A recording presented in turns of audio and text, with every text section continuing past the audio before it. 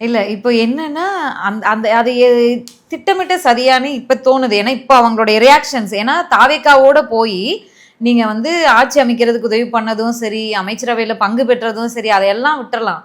இதுக்கப்புறமா நீங்க சும்மா இருக்காம பிரஸ் மீட்லயும், ஒரு ஷோலயும் போயி, இப்போ எக்ஸாம்பிளா புதிய தலைமுறை ஷோல அனைவரும் போய் உக்காந்துகிட்டு பேசுனதெல்லாம் பார்க்கும்போது, இதெல்லாம் இயல்பா தான் நடந்துச்சான்ற ஒரு டவுட்டே வருது. இயல்பா நடந்துச்சு. திட்டு வேலை ஏற்கனவே பார்த்தது தான். இவங்களுக்கு வந்து அதிக இடங்களை வாங்கி ஜெயிச்சு அப்படியே அள்ளி அமைச்சராகி எல்லாம் பண்ணிட்டு இவங்களுக்கு அந்த தகுதியும் கிடையாது, மக்கள் செல்வாக்கும் கிடையாது. காங்கிரஸில் யார் இருக்கா தமிழ்நாட்டில்?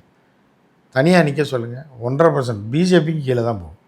பிஜேபி கூட வளர்ந்து 7%க்கு வந்தாங்க. காங்கிரஸ் இப்போ நின்றுச்சுன்னா 2%, 1.5% ஓட்டுக்கு மேலே தனியாக நின்னா காங்கிரஸ் கிடையாது.